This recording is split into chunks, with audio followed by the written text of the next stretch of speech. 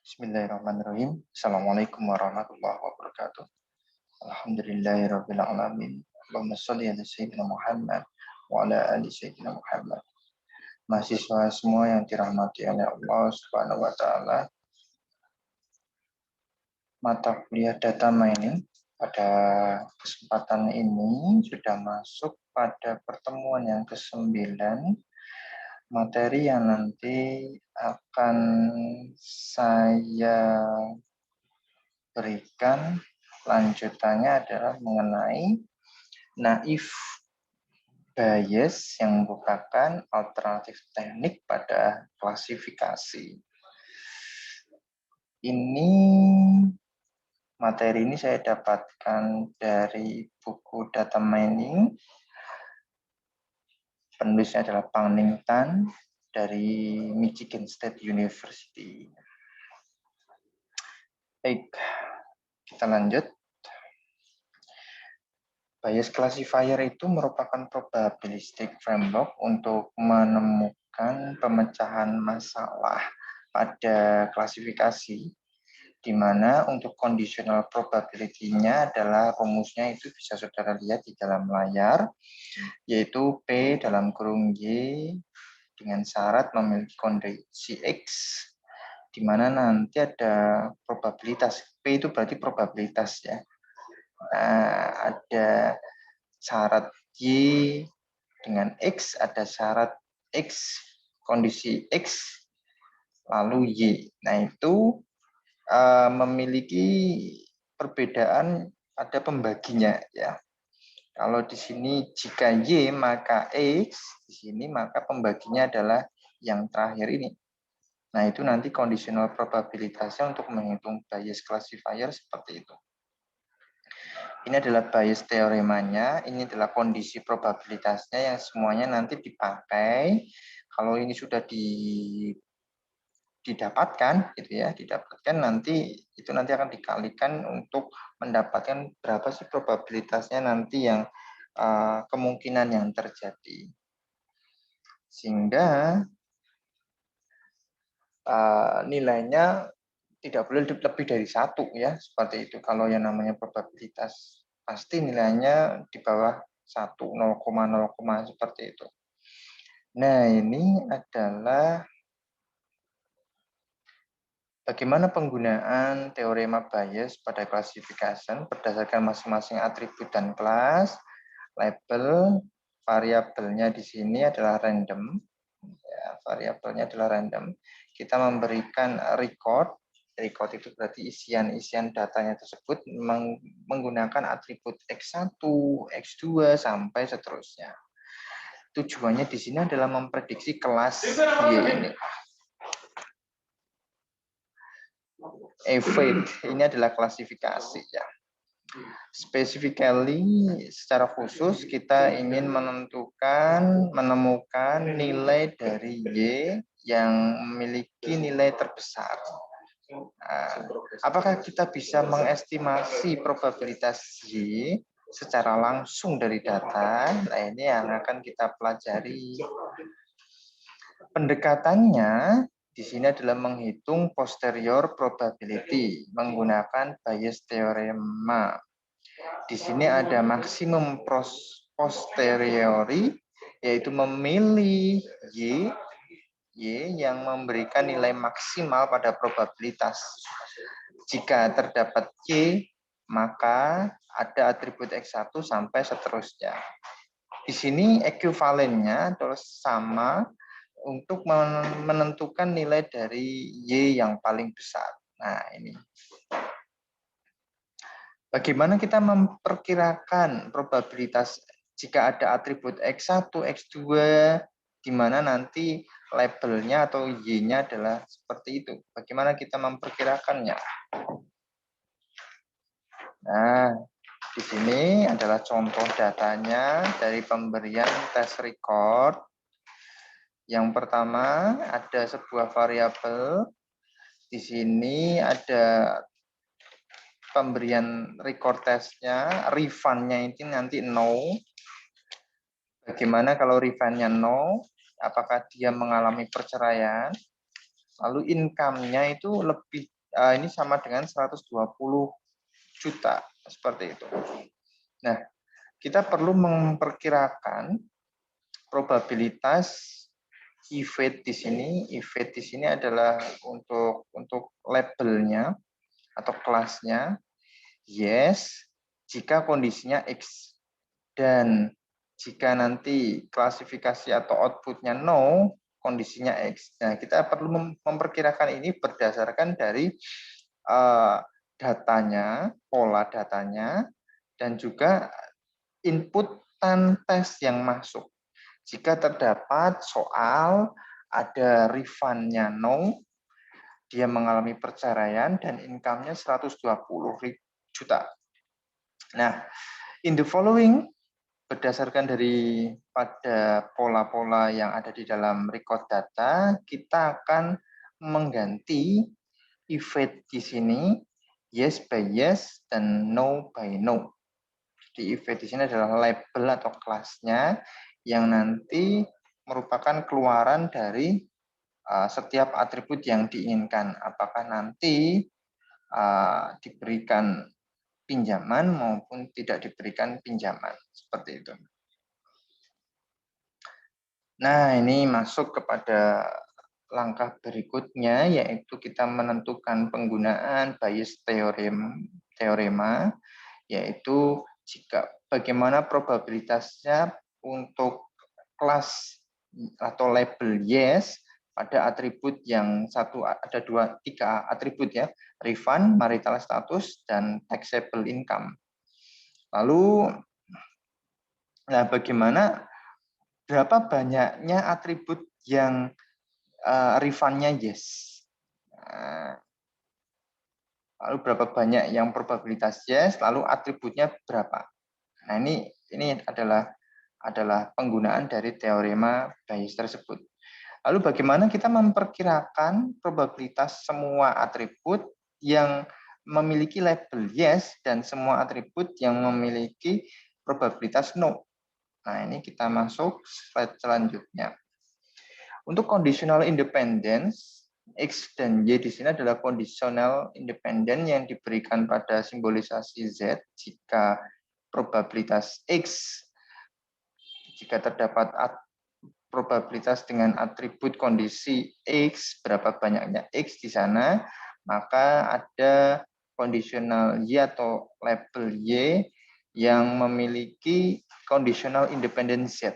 Nah, maka rumusnya adalah probabilitas X dengan syarat ada independent conditional Z dengan simbolisasi Z. Contohnya di sini adalah penggunaan lengan tangan dan reading skill. Nah, di sini Young Choi memiliki shorter arm length dan limited reading skill di-compare pada orang dewasa.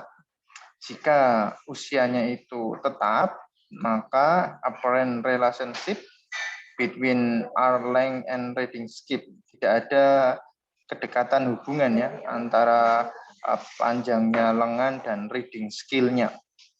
Bagaimana dengan panjangnya lengan dan reading skill, apakah itu merupakan conditional independent yang diberikan pada umur? Nah, ini adalah contoh dari penggunaan conditional independence. Lalu masuk kepada asumsi independence dari atribut XI ketika kelasnya diberikan. Kita bisa memperkirakan estimasi dari semua atribut probabilitas I, lalu ada output dari semua dari atribut yang diberikan untuk semua nilai atribut XI dan kelas atau label YJ yang merupakan kombinasi dari data training.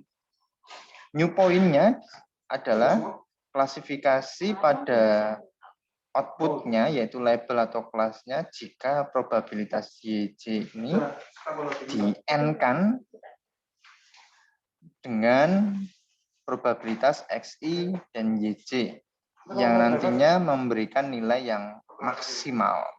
Nilai yang maksimalnya berapa dari new point dari klasifikasi tersebut. Nah, ini kembali ke soal yang tadi, jika terdapat refund no, marital statusnya adalah divorce, income-nya adalah 120 juta per tahun ini ya. Bagaimana probabilitasnya untuk semua atribut yang memiliki, nah itu tadi, yang pemberian kreditnya disetujui atau tidak. Nah, berapa probabilitasnya? Itu berdasarkan dari, nah ini, kita uji semuanya, kita ambil semuanya berapa banyak. Refund-nya no dan yes, divorce yes, dan income-nya 120 yang memiliki probabilitas yang disetujui nantinya. Kalau di sini kita bisa melihat ya, refund-nya no, tetapi yang yes ada berapa banyak? 1, ada 2, ada 3. Nah ini ya, untuk outputnya. Ini yes, ini maksudnya outputnya ya. Untuk kelas atau label event-nya. Ada 3. Ya, lalu yang bercerai, yang diberikan pinjaman, nah ini ya, kita lihat ada 1, terus ini tidak ya, karena tidak diberi pinjaman. Nah ini ada 1 ini, probabilitasnya. Jumlahnya ya ini ya. Income-nya 120 juta yang diberikan pinjaman. Nah, ini cuma tidak ada ya, 0 ya. Nah, lalu probabilitas X untuk semua kemungkinan tidak setujui. Nah, ini. Nah, ini pemberian atau teknik untuk mencari probabilitas tersebut. Lalu kita memberikan estimasi dari probabilitas yang berasal dari data yang kita lihat di dalam tabel. Probabilitas Y kecil, di sini adalah fraction of instances of class Y. Nah, itu ada 7 dibanding 10, nah 3 dibanding 10. Nah, itu ya. Berarti kalau yang ini, nah ini ada berapa banyak ini? Tadi kan refund yang no, nah, no tapi diberi pinjaman ada berapa banyak? Nah, dihitung. Dibandingkan dengan seluruh data yang masuk. Seperti itu. Ini no dan yes. Kita lihat 1, 2, 3. Berarti 3 banding 10. Nah, ini tadi ya. Nah, seperti itu.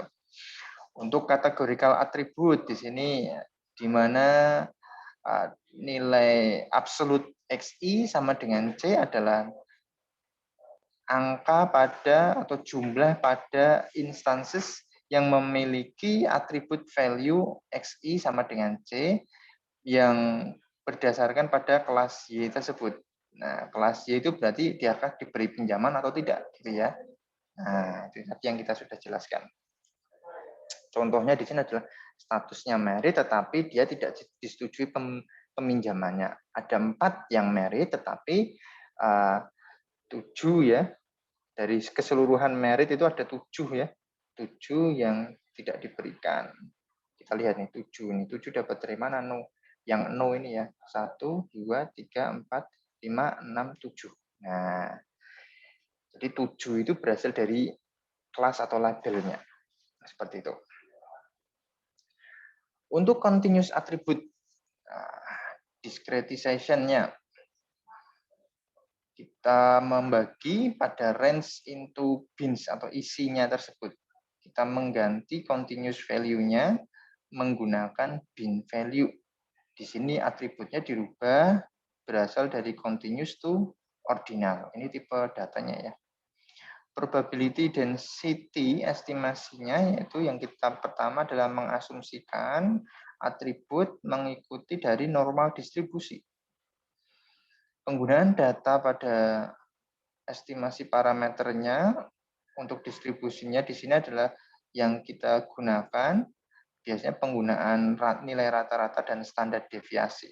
Nilai rata-rata dan standar deviasi. Standar deviasi adalah sama dengan 1 yang paling baik ya. Mendekati 1 berarti standar deviasinya sudah bagus. Once probability distribution yang kita ketahui menggunakannya untuk memperkirakan conditional probability. Probabilitas dari semua atribut dibandingkan dengan kelas atau labelnya. Nah, ini penghitungan normal distribusi.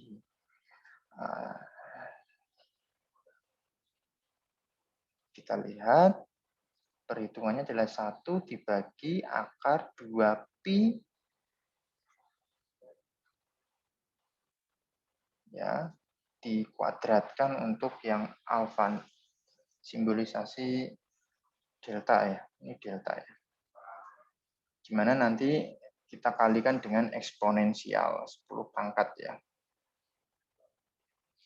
Masing-masingnya harus berpasangan. Jadi ya, dalam menentukan normal distribusinya masing-masing antara atribut dan y-nya harus berpasangan.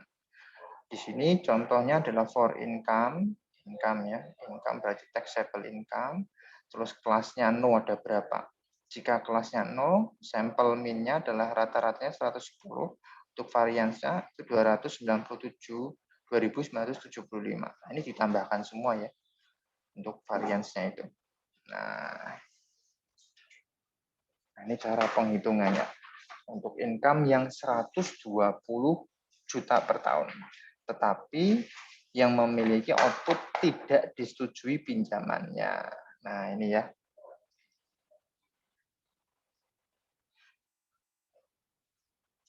Lalu, nah ini adalah pengerjaannya untuk naive Bayes classifier, di mana nanti ada ini yang kita tentukan. Nah, ini ya kita cari semua atributnya, kemungkinan-kemungkinan yang terjadi, ada refund, ada marital status, taxable income. Nah, ini. Sehingga nanti keputusannya apa ini? Nah, ini keputusannya adalah no. Jadi mulanya dari sini dilihat semuanya, lalu sampel min-nya ini kita hitung, berdasarkan dari ini ya, sampel min-nya tadi ya, 110 dan 2.975 untuk sampel variance-nya. Terus di sini ada probabilitas X-nya yang refund no. Ini kita kalikan ya, 4/7 kali 1/7 ya, sama dikali 0,072.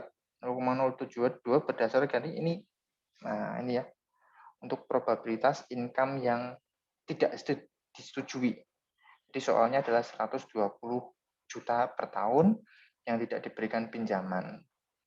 Nilai probabilitasnya untuk apa namanya? Income tersebut adalah 0,072.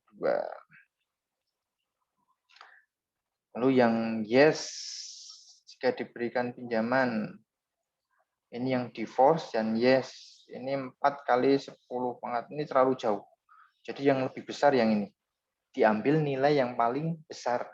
4 kali 10 pangkat minus 10 ini lebih kecil daripada yang 6 kali, ini 1, 2, 3, 4. 6 kali 10 pangkat minus 4. Ini nilai yang paling besar yang nanti bisa digunakan untuk menyelesaikan soal ini. Nah itu ya mahasiswa semuanya untuk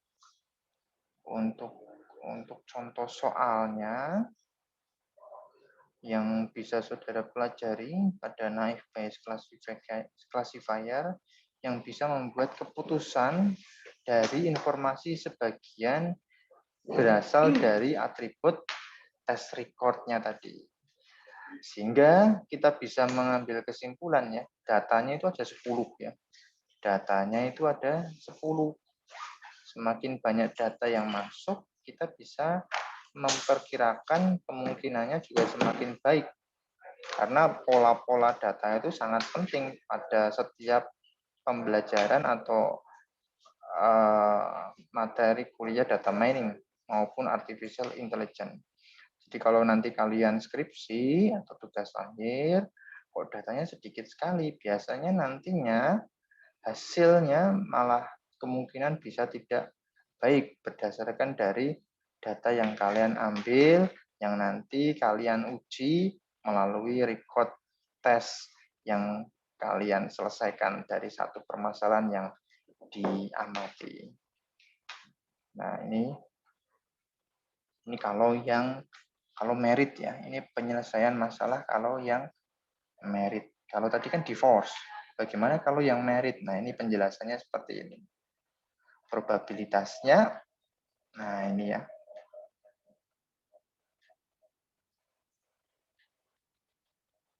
Oke. Tulisannya ketutupan ya.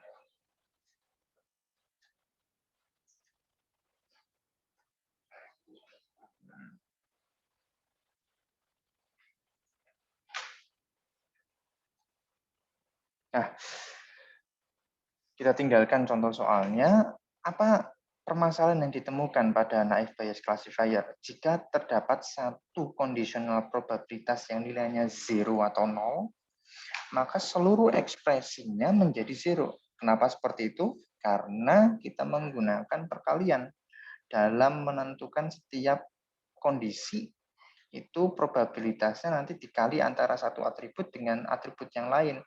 Jadi probabilitas satu dengan probabilitas yang lain dikali nanti dibagi dari keseluruhan datanya. Nah, sehingga satu kondisi pada atribut yang saudara nanti dapatkan bernilai 0 probabilitasnya otomatis bisa mempengaruhi semua ekspresinya dari keseluruhan probabilitas yang didapatkan. Hasilnya 0 ya. Membutuhkan penggunaan yaitu estimasi pada conditional probabilitas yang dibandingkan simple fraction-nya. Nah, kita memperkirakan ini. Jadi di dalam probabilitas ini memerlukan estimasi kondisional probabilitas. Jadi atribut di situ kita estimasi semuanya. Nah, probability estimasi, nah ini adalah ada original, rumusnya bisa saudara lihat di situ, ada Laplace estimate, ada M estimate. Ya, nantinya pada riset-riset di penggunaan naive Bayes di sini, nah ini bisa saudara pakai semuanya. Mana yang nantinya penggunaan estimasi probabilitasnya, mana yang mungkin paling efisien dibandingkan antara satu dengan yang lainnya. Nah, itu ya. Nah, ini contoh dari contoh lain. Kalau ini biasanya, nah itu adalah kelas mamalia ya, penghitungkan kelas mamalia. Nah, summary, kita masuk ke summary. Robust to isolate noise points, itu yang pertama. Handle missing value-nya, itu kita abaikan dari instant selama probabilitas estimasinya kita hitung. Robust to irrelevant attribute, jadi mengurangi isolasi noise point-nya, mengurangi atribut yang irrelevan, penggunaan naive Bayes, terus adanya redundant dan korelasi atribut akan mengganggu kelas kondisional secara keseluruhan. Nah, ini ya. Ini adalah salah satu teknik ya, jika ada redundant tersebut, use other teknik seperti Bayesian belief network. Jadi kalau ada redundant dan korelasi atribut di sana, kita menggunakan teknik yang berbeda. Jadi pengembangan dari naive Bayes yaitu Bayesian belief network. Nah, ini nanti saudara search ya. Saudara search di mana? Di Google Scholar. Jadi feedback hari ini saya ingin saudara melihat implementasi dari Bayesian belief network. Nah, bagaimana caranya? Ya harus kita cari di Google Scholar. Nah, nanti mahasiswa semuanya untuk feedback hari ini tolong masuk ke Google Scholar. Kita cari tadi Bayesian Belief Network atau BBN, implementasinya bagaimana, masalah yang saudara dapatkan itu untuk memberikan solusi apa. Nah, itu nanti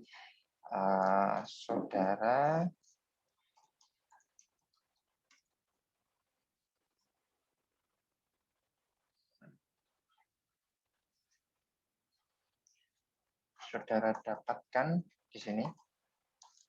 Ini soalnya ya untuk feedback hari ini. Terus diberi kata PDF gitu ya. Nah, ini Misalnya seperti ini, supply chain risk network management Bayesian belief network and expected utility-based approach for managing supply chain risiko. Nah, ini tolong saudara ambil. Misalnya kok dikunci gitu ya, view PDF. Nah, ini kan berbayar Pak.